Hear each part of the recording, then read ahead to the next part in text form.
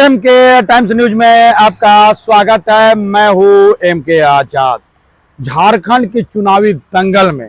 रोज नए नए बात सामने आते चली जा रही है और उस राजनीति को काउंटर करने के लिए जिस तरह से हेमंत सोरेन और कल्पना सोरेन सामने आती है तो यह स्पष्ट होता हुआ दिखता है कि दोनों इस बार चुनावी में अपनी दंगल अपने हाथ में करने के लिए पूरी तरह से कमर कस चुक रही है।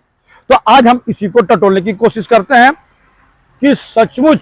क्या भारतीय जनता पार्टी जो सत्ता पाने के लिए बेकरार दिखती है, क्या इस बार सत्ता पा लेगी। लेकिन जिस तरह से चुनौती झारखंड मुक्ति मोर्चा के तरफ से, इंडिया ब्लॉक के तरफ से जो मिलता हुआ नजर आ रहा है और खासकर कोट किया जाए हेमंत सोरेन और कल्पना सोरेन को लेकर, तो बात साफ होते हुए दिखेगी कि भारतीय जनता पार्टी की सत्ता बेकरारी पे बहुत बड़ा अड़चन हेमंत सोरेन और कल्पना सोरेन जरूर बन गई है।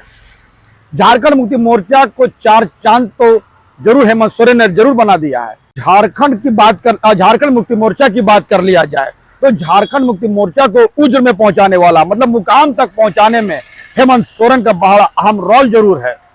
और वो सब कुछ 2019 के चुनाव में जरूर दिखा।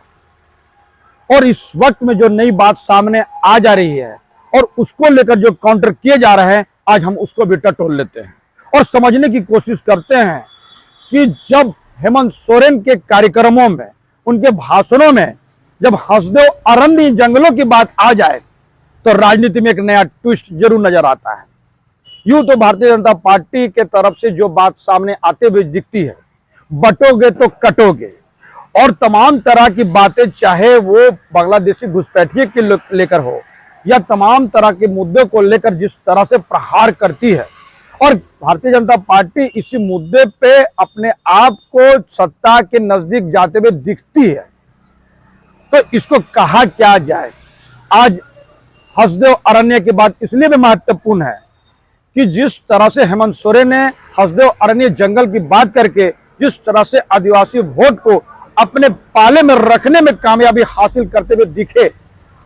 वो बड़ा महत्वपूर्ण है। कई मुद्दों पे तो वीडियो बन चुकी है, चाहे बटोगे तो कटोगे, जिस तरह योगी आदित्यनाथ आए और जिस तरह से हेमंत बिश्व शर्मा जिस बात को कहते हुए नजर आए, तमाम मुद्दे राजनीतिक गलियारों पर चर्चा का विषय बना हुआ है। इरफान अंसारी जो कांग्रेस के विधायक प्रत्याशी हैं जामताड़ा से, उन्होंने जिस तरह से जिन शब्दों का प्रयोग महिलाओं के लिए किया, वो भी राजनीतिक चर्चा में जरूर बनी थी। लेकिन आज इस बात का चर्चा किया जाएगा कि नए बात को लेकर किस तरह से झारखंड मुक्ति मोर्चा काउंटर करते हुए नजर आ रही है। तो हसदेव अरण्य की जंगल की बात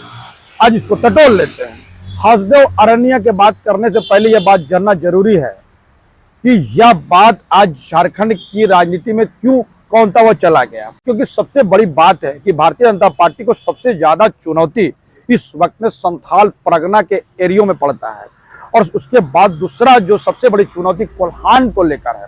आदिवासी बहुल क्षेत्रों में जिस तरह से राजनीतिक में चुनौती झारखंड मुक्ति मोर्चा के तरफ से नजर आ रहा है, तो एक तरह से झारखंड मुक्ति मोर्चा के हेमंत सोरेन अपने आदिवासी वोट को इंटेक्ट करने में जुटे हुए हैं। भारतीय जनता पार्टी आदिवासी वोट को अपने पाले में, यानी झारखंड मुक्ति मोर्चा के कैडर वोटरों में बिखराव की राजनीति में पूरी तरह से मुस्तैद नजर आती है। क्योंकि हसदेव अरण्य के बाद इसलिए भी महत्वपूर्ण है क्योंकि जिस तरह से अडानी को लेकर भारतीय जनता पार्टी को झारखंड मुक्ति मोर्चा, कांग्रेस और राष्ट्रीय जनता दल देश भर में घेरते नजर आती है, और इसी को लेकर जब झारखंड में भी इस राजनीति को शुरुआत किया जाए हसदेव अरण्य का, तो बताते चले कि छत्तीसगढ़ एक बहुत बड़ा जंगल है,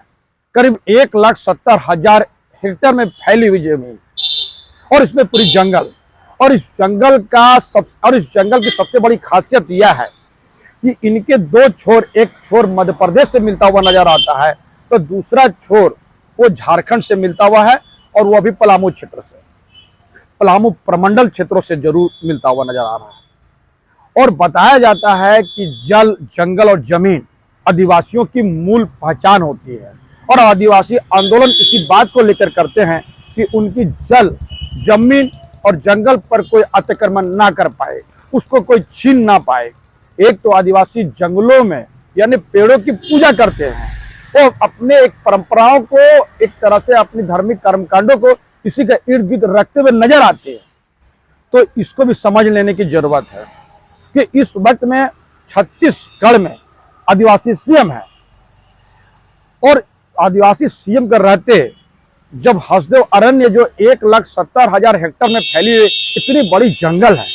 उसकी कटाई का आदेश जब वो देते हुए नजर आए, और वो किसके लिए,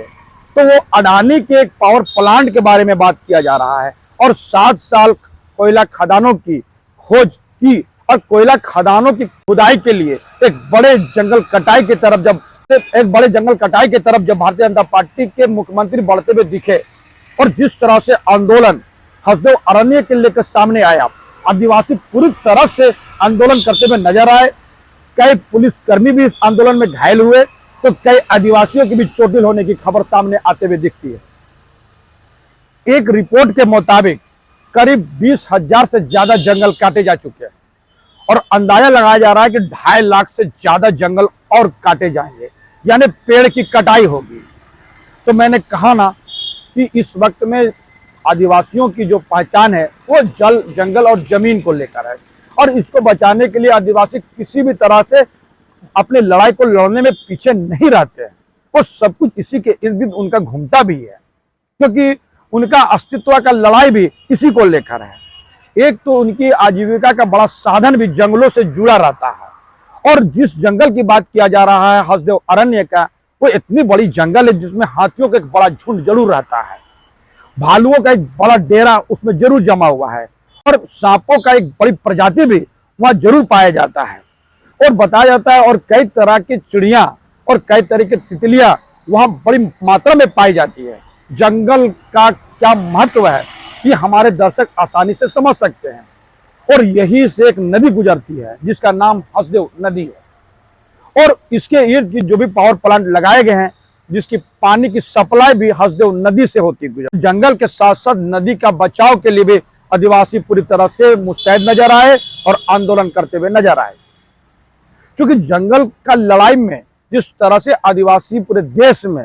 एक लंबी लड़ाई छेड़ने के लिए तैयार बैठे हैं, और उनको लगता है कि आदिवासियों की सबसे बड़ी पहचान जंगल को लेकर है, तो उसी सेंटिमेंटल को टच करने के लिए, उस सेंटिमेंटल को बरकरार रखने के लिए हेमंत सोरेन ने भी झारखंड में उनकी एंट्री करा दी। हालांकि वो एक शब्द बोलते हुए नजर आए, एक वाक्य नजर आए,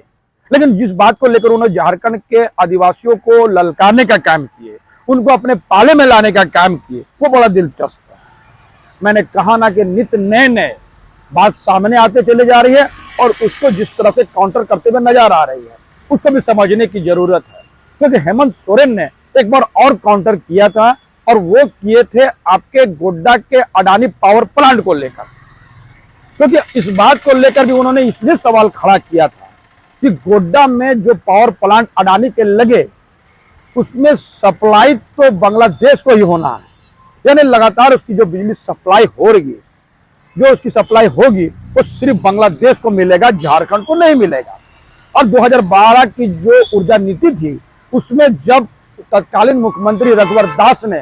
पूरी तरह से अमेंडमेंट करके, जब 2016 में अमेंडमेंट करके रास्ते साफ किया गया, उसको लेकर भी हेमंत सोरेन जरूर आदिवासियों को ललकारते हुए नजर आते हैं, और वो कहते हुए नजर आते हैं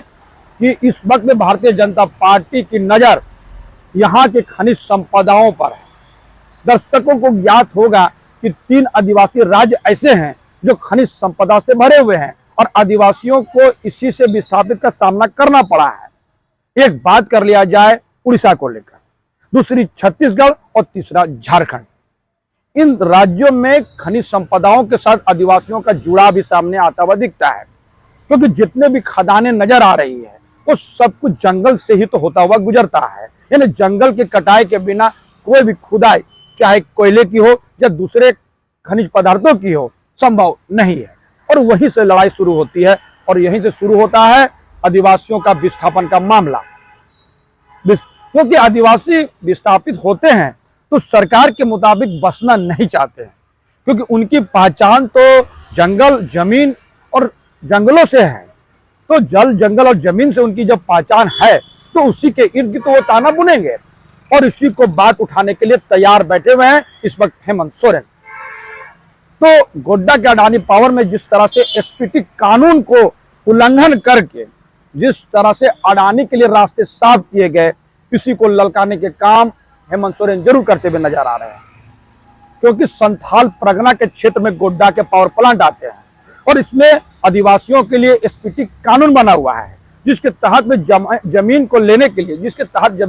के लिए ग्राम सभा की अनुमति जरूरी है।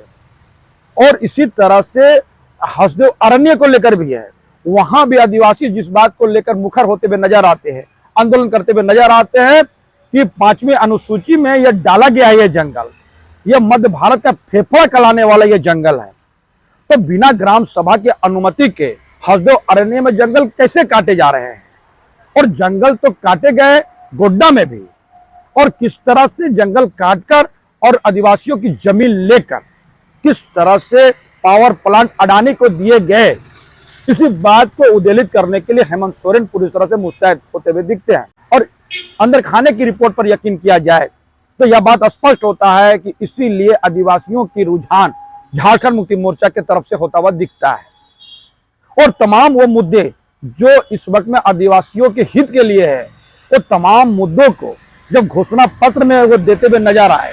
और वो आदिवासियों के हित करने में बात नजर आने लगे, वो कहते नजर आते हैं कि जब एक आदिवासी का बच्चा जब सीएम बन जाता है तो किस तरह भारतीय जनता पार्टी के सर में दर्द होने लगता है, उनके पेट में दर्द शुरू हो जाता है। तभी तो वो एक झूठे मुकदमे में उनको जेल भेजने का काम किए, उनकी सत्ता को लेने का काम किए। ये तमाम चीजें वो अपने वोट बैंक को अपने तरफ माइल करने के लिए हेमंत सोरेन का मास्टर स्ट्रोक तो जरूर है। और भारतीय जनता पार्टी का यही टीस उनको दर्द के रूप में जरूर महसूस हो रही है कि आदिवासियों का जितना बिखराव वो करना चाहती थी उतना शायद होता हुआ नहीं दिखता है। ऐसी बातें झारखंड की राजनीति में पैनी नजर रखने वाले आसानी से कहते हुए नजर आते हैं। इसमें कितनी सच्चाई है वो तो 23 तारीख के चुनाव परिणाम से सामने आते हुए दिखेगा। लेकिन जो बात मीडिया रिपोर्ट में आती है, अंदर खाने की जो रिपोर्ट छनकर आती है, उसको दर्शक को बताना मेरा कर्तव्य जरूर बनता है। मेरे दर्शक इस चीज को देखना भी चाहते हैं, सुनना भी चाहते हैं। तो इसीलिए कहा जा रहा है, और वो इस तरह से उड़न खटोले को लेकर जिस तरह से सवाल खड़ा किए, एक बड़ा बवेला झारखंड मुक्ति मोर्चा के हेमंत सोरेन ने जरूर मचाया। क्योंकि याद कीजिए, जब प्रधानमंत्री का झारखंड में दौरा था और सिमडेगा के कार्यक्रम में उनको जाना था 2:45 मिनट, 2:40 मिनट में, और इस बीच गुदड़ी में जिस तरह से हेमंत सोरेन का कार्यक्रम हुआ और उनका उड़न खटोला भी उड़ने के लिए तैयार था, सिमडेगा के आसपास में उनका भी कार्यक्रम था, लेकिन उनके उड़न खटोला को रोक दिया गया। और उड़न खटोला रुका और उड़न खटोला रोक दिया गया तो झारखंड मुक्ति मोर्चा पूरा राजनीतिक प्रहार करने से बिल्कुल नहीं चूकी। भाषणों में हेमंत सोरेन ये कहते हुए नजर आए कि उनके उड़न खटोला से भी भारतीय जनता पार्टी को सर दर्द होता है, पेट में दर्द होता है, क्योंकि एक आदिवासी का बच्चा अगर हेलीकॉप्टर में घूमता है तो ये भारतीय जनता पार्टी को रास नहीं आती है। ये बात अपने वोटर को समझाने में वो कामयाब होता हुआ दिखते हैं।